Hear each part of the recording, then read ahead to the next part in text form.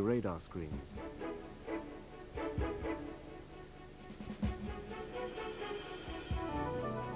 Then, on the 1st of May 1960, disaster struck. A U-2 flown by Francis Gary Powers was shot down by an SA-2 missile.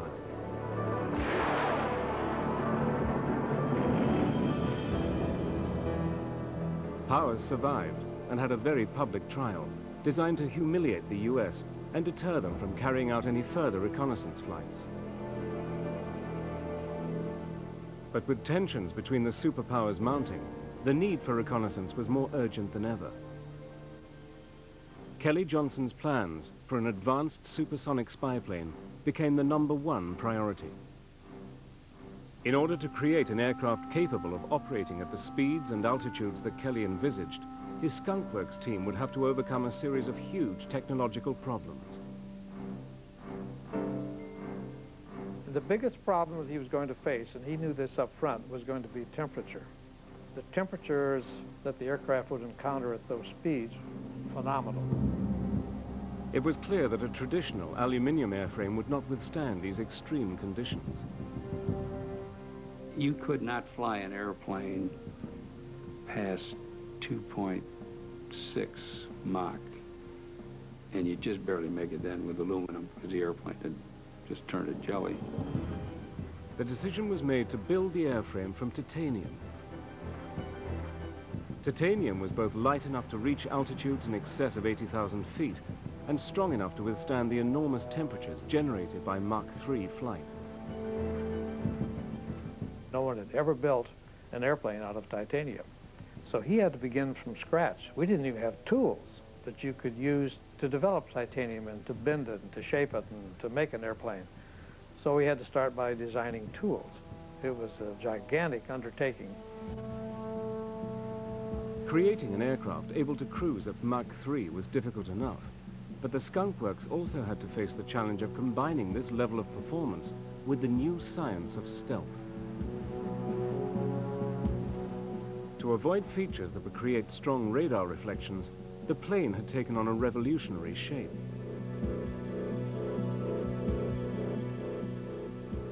The wings were blended into the body, and the long surfaces on the forward fuselage, known as chines, were designed to deflect incoming radar waves.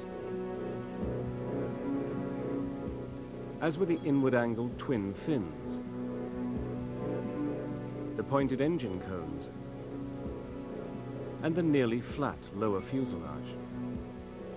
Also, a special radar-absorbent plastic, or composite, was developed to be incorporated into all the leading edges. When you look at an SR-71, 20% of what you see is composite. You know, it's just unbelievable at that time. And it was developed in our shops. An SR-71 was 100 times smaller radar return than an F-14, which is only half as big and was developed 10 years later. So that was a really, truly first airplane specifically designed with stealth in mind. On the 22nd of December 1964, the SR-71 was rolled out onto the flight line at Lockheed's Burbank plant.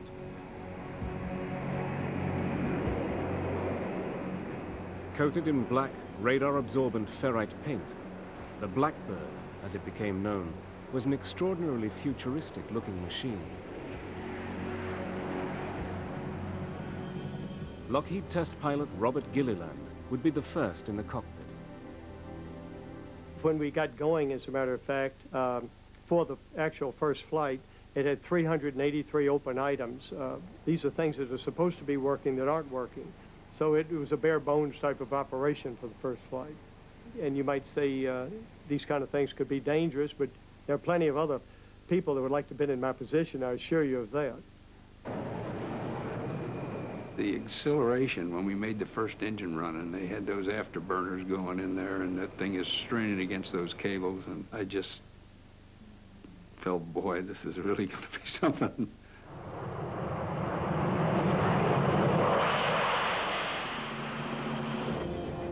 The flight lasted just over 1 hour, reaching top speeds of over 1,000 miles an hour, a phenomenal accomplishment for a first flight of any aircraft.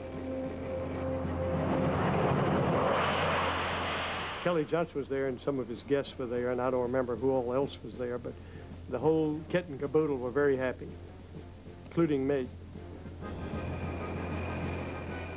It seemed that Kelly had created his ultimate spy plane.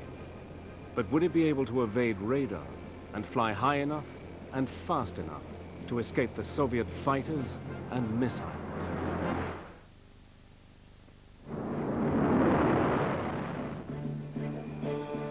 Flying at speeds in excess of Mach 3 at altitudes over 80,000 feet, the sr71 Blackbird was the fastest and highest flying jet in the world. In 1966, the first sr71 spy plane was delivered to Beale Air Force Base in California. The first Strategic Reconnaissance Squadron now needed an elite force of airmen to fly it. Well, my first thought was, I sure hope that I'm selected for the program. I mean, that was ultimate, to get selected for the program. In order to qualify for the SR-71, you had to be very good at what you were doing thus far in your aviation career. In fact, you had to be pretty much the best at what you did to be considered as a candidate. Each Blackbird needed 2 crew members, the pilot and the RSO, the Reconnaissance Systems Officer. It was extremely exciting to just to get signed into Beale Air Force Base and to think that you're going to be flying this airplane. You cannot wait. But the selection interviews and evaluations alone lasted a week and included a rigorous physical examination, the same as experienced by the astronaut corps. And the first 2 days were physicals, an astronaut physical in a sense, taking an EKG on a treadmill and full body x-rays, just very extensive physical exam. They also wanted to know if you were the kind of person that they could live with on the road, because you had to spend a lot of time together. You know, in a sense, it's part of your family. And they wanted to evaluate people to see if they'd be a good member of that family.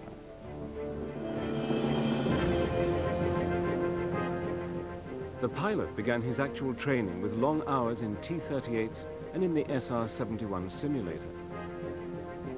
The intense simulator sessions tested the crew members to their limits. They basically made it a grueling experience. They would just give me multiple malfunctions to deal with. In fact, they just keep giving you another problem on top of another problem until you're juggling 5 or 6 or 7 balls at once. And eventually you have to start dropping them. And they would evaluate how you prioritized which ball do you drop. After months of training, the crews were ready for their first flight together.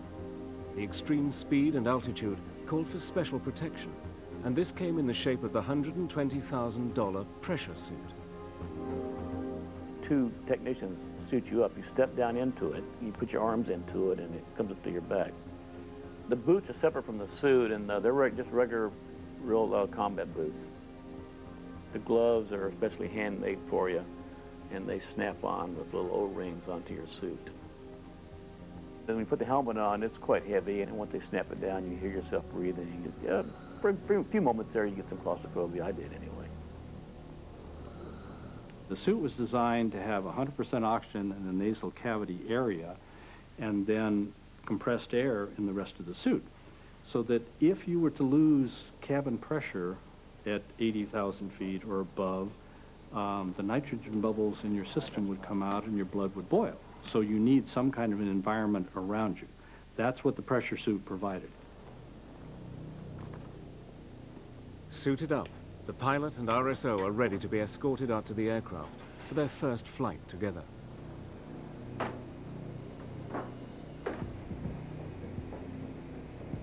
There are 3 people that do nothing but strap you into the cockpit. And unlike a lot of aircraft, this cockpit is down sort of in the bowels of the aircraft. You get placed down inside the cockpit and strapped in. And then the canopy is lowered on top of you. You don't even lower it yourself. Someone has to do that for you and lock it down. You're kind of becoming part of the aircraft, and it's becoming part of you. A shot of triethyl borane gas ignites the fuel, and the J-58 engines are started.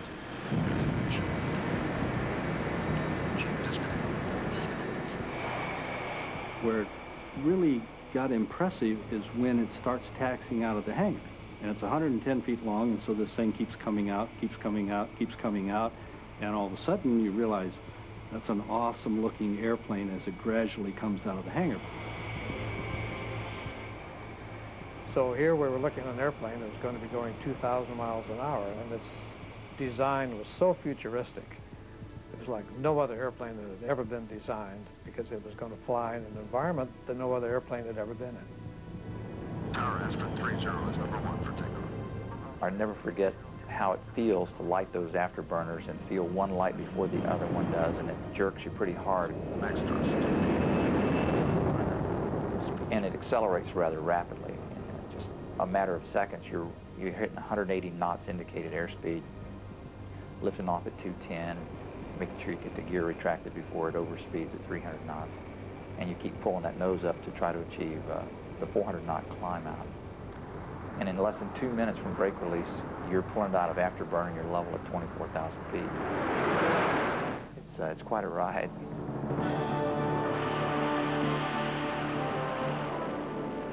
I remember the first time I took the aircraft up to speed and to altitude, I went through Mach 1, and then I approached Mach 2, and it went through Mach 2 without the slightest indication of any problems, and I marveled at that.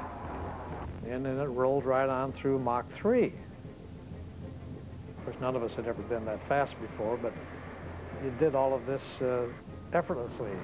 And that was the feeling you had, that you had control of so much power on this aircraft that it was almost limitless.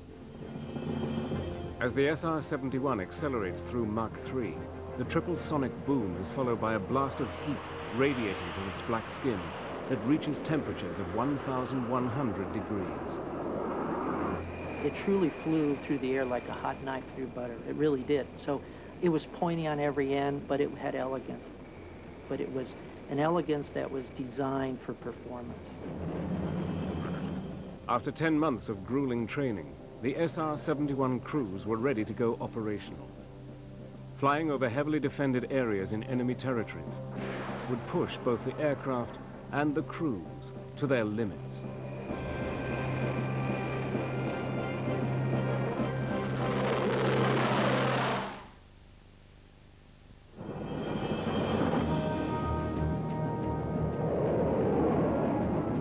On March the 21st, 1968, the first sr71 operational sortie was flown out of Kadena Air Force Base, Okinawa, Japan. The Vietnam War had been raging for 5 years, and the United States was determined to contain and defeat communism in Southeast Asia.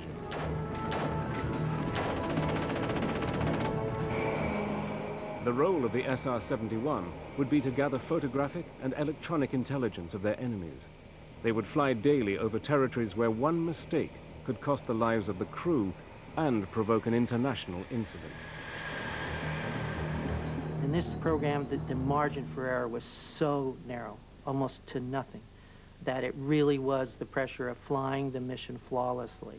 So that, because if anything went wrong, we would be on the 6 o'clock news. sr71 missions were always carefully planned. In their briefing, the crews thoroughly study the mission route and surveillance areas and are warned of potential enemy threats. Well, we try to stay well informed about our adversaries' capabilities, about their ability to track our movement, our aircraft, any potential surface air missiles that might be a threat to us, or any aircraft that might be a threat to us during a flight. 3 hours before the mission, they have a medical checkup and eat a high-protein meal of steak and eggs. The crew chief and his staff spend hours inspecting the sr71 for any possible mechanical problems.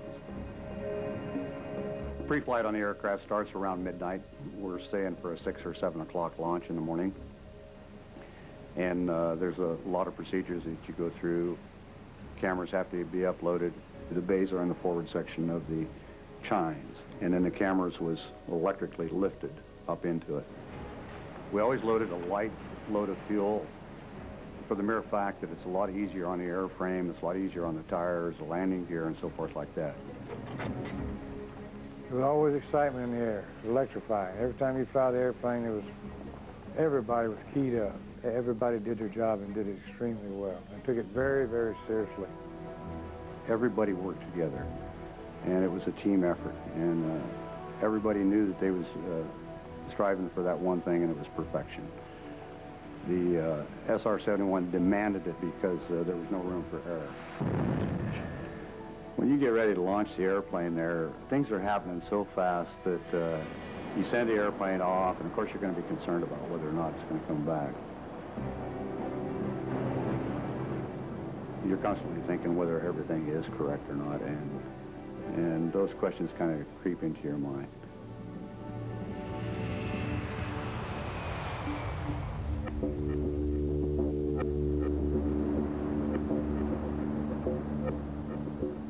Above 60,000 feet, the crew switches off all contact with air traffic control. Only a select few know where the Blackbird goes next. The pilot in the SR-71 spent all of his time flying the airplane. The airplane operated on autopilot, that's true, but you had to kind of hand fly the autopilot. It demanded your attention all the time, and so the fellow in the back seat, the reconnaissance systems officer, he handled all of the auxiliary systems. Sitting in the rear cockpit, the RSO must keep the plane on the black line, the pre-planned route to the target. As they reach enemy territory, he concentrates on the radar and defensive systems, trying to jam enemy communications in the event of a missile launch. We carried the same type of jammer that was used throughout the Vietnam War by all of the fighters and bombers, which attempted to jam the communication between the radar site and the missile itself. Once they began the communication, our indications in the cockpit would go from warning to jamming, and it would be jamming that communication link to the missile. But sometimes the enemy would try to attack the SR-71 by launching a missile without any radar guidance. We were coming in off the water, headed inland, and the pilot says, "Hey, Reg, look out your right window." And here is what looks like a telephone pole about 150 yards away that's going just straight up. He said, "Was that close enough?" And I said, "Yeah, that was close enough." Our main defense, if we were fired upon, was increased speed. And we could increase 100 knots, 200 knots in just a matter of seconds, which is a lot of differential in speed for a missile to cope with.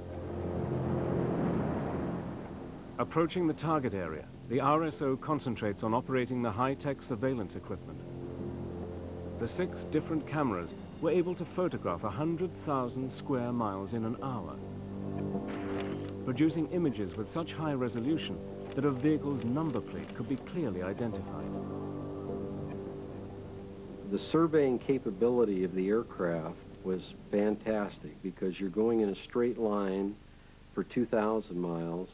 You could look out as far as the horizon goes, and from horizon to horizon, that's what you could survey.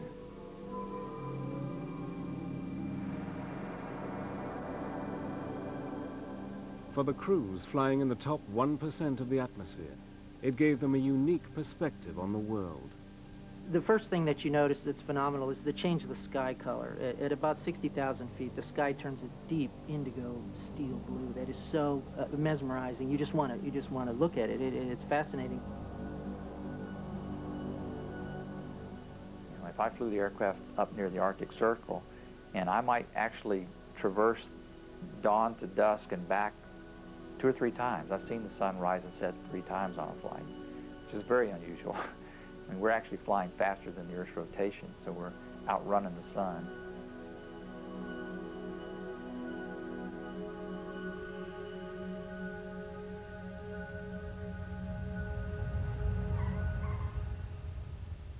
On landing, the highest priority is to download the cameras, known as sensors, as quickly as possible. Everyone was deeply concerned that their sensor performed as it was designed to do and programmed to do. So there was a lot of serious concern there, and there was a lot of happiness because the plane had made a successful mission and the crews were home. The films were then rushed off for processing and analysis. Well, the photo interpreters were a brilliant bunch of young airmen, and they could look at that film and they could spot something had been moved or a new facility was going up. They were great at that. And they would call their supervisors if they saw something of interest, you know, that needed to be flagged and brought to the attention of the intelligence people. One of the things I enjoyed about flying the Blackbird was knowing that information is power. The information we would gather could very well preclude bombs having to be dropped at all. It could save a lot of people's lives by having the right information at the right time. The Blackbird crews were successfully infiltrating enemy territory and gathering a mass of intelligence about their adversaries. But with the Iron Curtain still firmly in place and Soviet technology constantly improving, how long would the sr71 remain flying safely in such dangerous areas? In October 1973, they would face their most crucial test.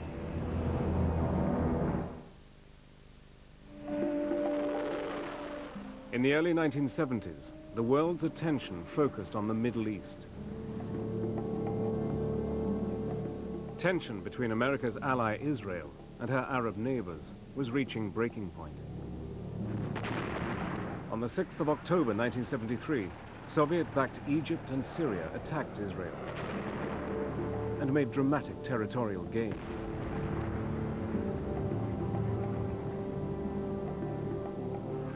With the Middle East caught up in the politics of the Cold War, an Israeli defeat would bring with it the threat of nuclear conflict. The Soviets had launched their Cosmos 596 satellite, bringing them immediate intelligence from the battlefronts and putting them one step ahead of the United States. It was time to bring in the Blackbird. The sr71 would fly directly from Griffiths Air Force Base, New York, to the Middle East. The flight would be over 11 hours long, with 6 refuelings. No Blackbird crew member had ever experienced such a lengthy, complex mission. I flew a 10.5-hour training flight, and I was beat. By the time I got out of the airplane, I said, whew, that's about as far as I can fly. But when they said you can fly 11 hours and 20 minutes, you jump up and you say, yes, sir, you know, I'll be happy to do that. I picked Jim Shelton as the first pilot to fly the mission. I knew he was an extremely reliable, highly qualified, and had done extremely well in all of his training and everything. So I had total confidence that if the mission could be done, that Jim would do it. On the 12th of October, under codename Giant Reach, the mission began. We took off from Rome, New York around 1 or 2 in the morning because you want to be over a target area somewhere between 11 and 1 o'clock. This allows you to have some shadows so the photo interpreters can go ahead and judge elevation, but yet get you the best sun position you can have. By 10 o'clock in the morning, the sr71 had reached its second refueling point over Portugal. Because of the highly classified nature of this mission, no one other than the tanker crew knew they were coming. On the way into that particular refueling, the tanker crews said the Portuguese control kept calling out an airplane in relation to the tanker. And the tanker says, you know, we don't see anybody. Of course, they knew it was us, but I'm sure that they could tell on their scope something was happening because the 2 blips merged for a while, for 20 minutes, and then this one accelerates on.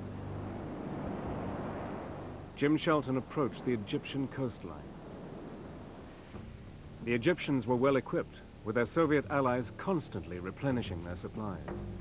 Russia was developing the SA-5, which was a missile that would go up above, well above your altitude and come back down at you. And yes, that was a concern. With 160 SAM missile sites, many secretly commanded by Soviets, and sophisticated radar tracking systems, they were on full-scale alert, watching the skies for any enemy infiltration. As soon as we got into range of the Egyptian SAM sites, they started tracking us. The Egyptians, alerted to an unidentified aircraft appearing on their radar systems and presuming the plane to be either Israeli or American, scrambled to launch their surface-to-air missiles. 80,000 feet above them, traveling at a speed of over Mach 3, Jim Shelton's Blackbird was gathering thousands of feet of film, capturing the extent and whereabouts of the Egyptian military forces. You had the radar receiver in the back cockpit. Gary could tell me that, yes, now we're being tracked by some SAM missile. We need to do something. So at that particular point, we would jam, we would speed up. By the time the Egyptian missiles were ready to fire, the sr71 had already cleared their airspace and was speeding towards Israel. But the heavily armed Israelis also had no knowledge of this covert Blackbird operation and immediately went on full alert. When we rolled in on the first pass over Israel, my defensive system just lighted up like a pinball machine. And I indicated to my pilot, I got all these indications back here. I said, just, you know, maybe keep your eyes open because it seems like somebody's shooting at us. Despite launching a barrage of missiles, the Israelis did not manage to shoot their presumed enemy out of the sky.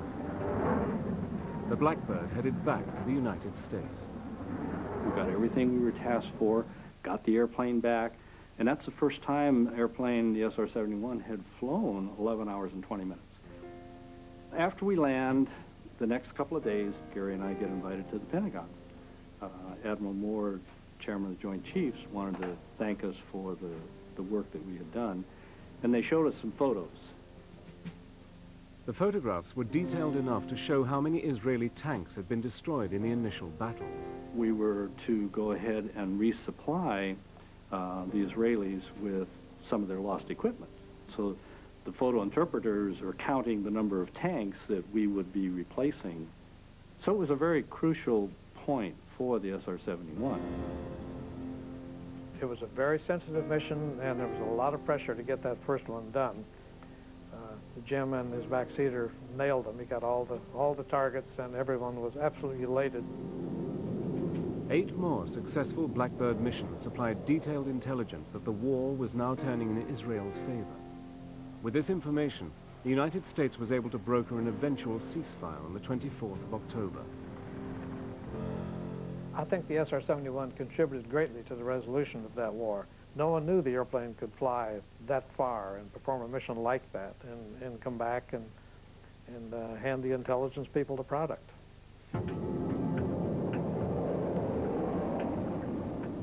The Blackbird was also a record breaker. On September the 13th, 1974, Kelly Johnson's SR-71 flew across 7 time zones from London to Los Angeles in a race with the sun, taking just 3 hours, 47 minutes, and 39 seconds.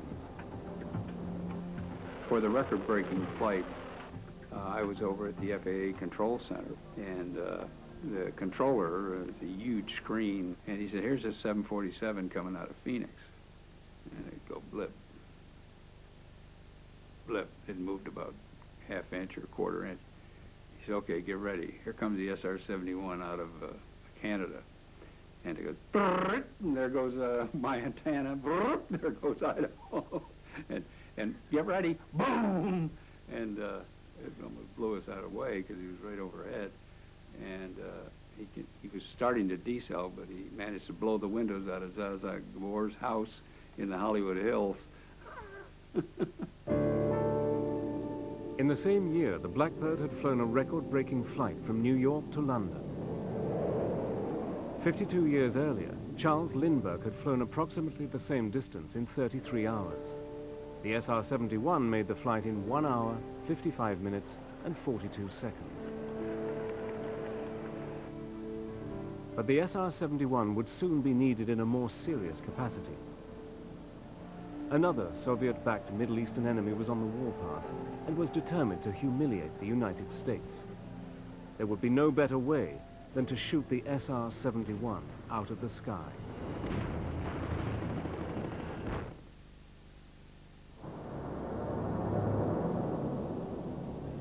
Tension between the United States and much of the Arab world continued.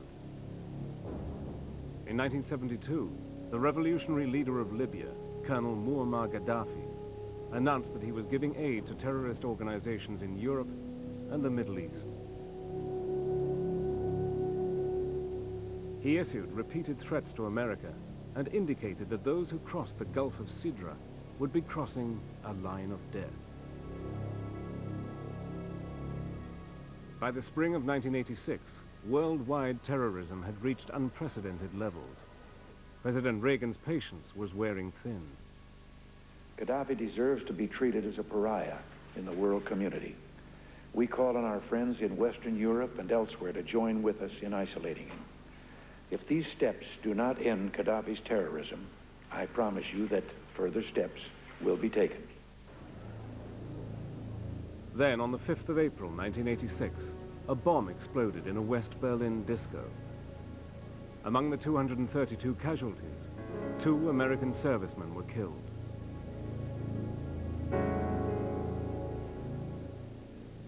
The United States found clear evidence that Libyan leader Colonel Gaddafi was behind the attack.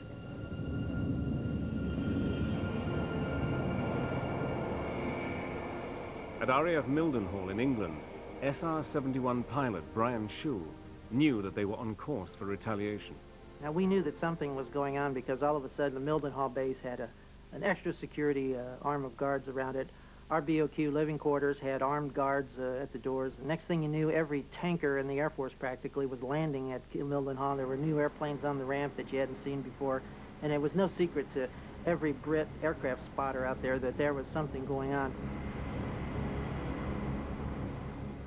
The British government would allow the United States to fly the missions from their bases in England. At 9:30 a.m. on the 14th of April, the SR-71 crew members were ordered to a top-secret briefing.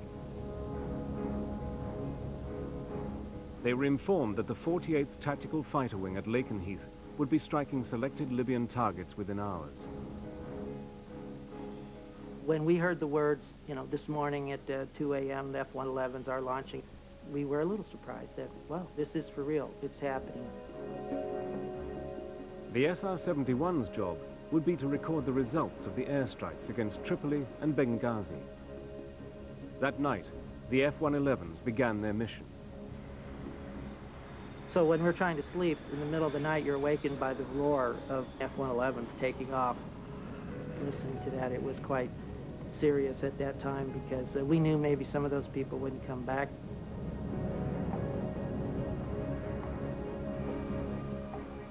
By the time the SR-71 crews arrived to prepare for their mission, the F-111s were already bombing Libya. My fellow Americans, at 7 o'clock this evening, Eastern Time, air and naval forces of the United States launched a series of strikes against the headquarters, terrorist facilities, and military assets that support Muammar Gaddafi's subversive activities. Today, we have done what we had to do. If necessary, we shall do it again. The 111s had a number of targets to take out missile defenses, sites and things, but also all the terrorist training camps, and to really hit Gaddafi's headquarters, basically, to really show him that we're going to come right into his backyard. Our job was to come and assess everything that was done, gather pictures and target data for maybe a succeeding strike. Flying in directly after a bombing raid, the crews could expect Libya's sophisticated air defense network to be on full alert and eager to retaliate. We were subsonic uplands and getting ready to get to the tanker, and we saw the string of F-111s coming back. And my backseater, Walter, was counting the planes as they came back and passed us. And he came up one short. And he knew that somebody had not made it home, and it was very sad in the cockpit at that time before we even started it. We had lost an entire crew, but yet it gave us more resolve.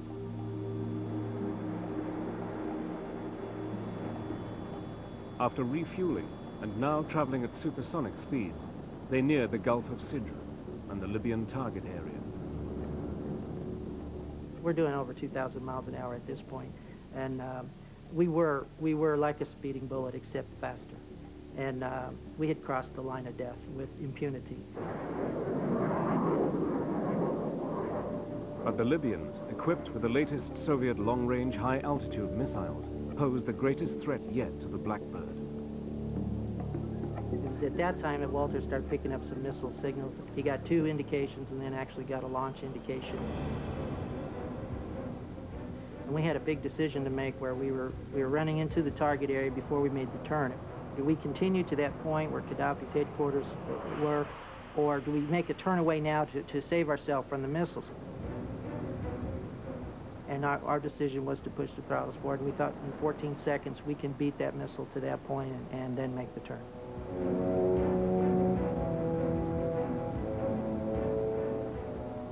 Made the turn, went feet wet, got to the coast, and I will tell you, that was probably the fastest I've ever seen the SR-71 fly.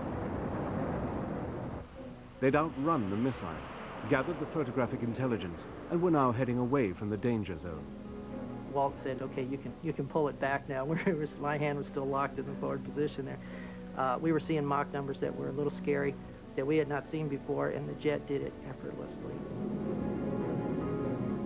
The intelligence photos that were brought back clearly showed that the bombing mission had been a success. It was decided there would be no need to risk more American airmen's lives over Libya with further bombing. We brought back the confirmation of to whether we needed to go in again or not, what we had really done, where their defenses were, what they really had. But we made a statement to Gaddafi, and if you'll notice, you remember, you didn't hear a lot from him for a long time after that. But despite the success of the SR-71s over Libya, its days were numbered. At the end of the 1980s, it was decided that the cost of operating the SR-71 was no longer sustainable. The Blackbird program was terminated. From now on, all American surveillance would be carried out by satellites. The reason that was given was that it was too expensive. Well, it's reconnaissance. That's sometimes that can be very expensive. And if you don't have reconnaissance, you're pretty blinded. And now they like to say that the satellites can do it all. And satellites can do a great deal, and they're magnificent capabilities. But there are things they can't do, and there are things that are unique that only the SR-71 can do. On December the 20th, 1989, the SR-71 made a final pass down the runway at Lockheed's Burbank plant in honor of all those who worked on this exceptional plane. Kelly Johnson was there to pay an emotional farewell to his favorite creation. You can't say enough about Kelly Johnson himself. You know, he was an absolute aeronautical genius. Working for Lockheed, I think he's made the greatest aircraft that ever existed. There's just something about the sleek SR-71 that makes it in a class of one. There is no other. Impressive to the last, the Blackbird set 4 international speed records while being delivered to the Smithsonian National Air and Space Museum. People love a winner. They love when someone is the best in their field. This aircraft was the best in its field. It was the prime speed machine of the world. Every speed and altitude record that it set, it holds to this day. The SR-71 Blackbird served 6 different presidents and saw action on hot and cold war fronts alike. And despite being shot at over 4,000 times, no aircraft was ever lost to enemy fire. It is the only operational airplane in the history of the American Air Force in which no Air Force crew members were ever killed. That's a record that no other airplane has. And when you consider the environment in which it flew, the speed, the altitude, the temperatures, that's a real credit to Kelly Johnson.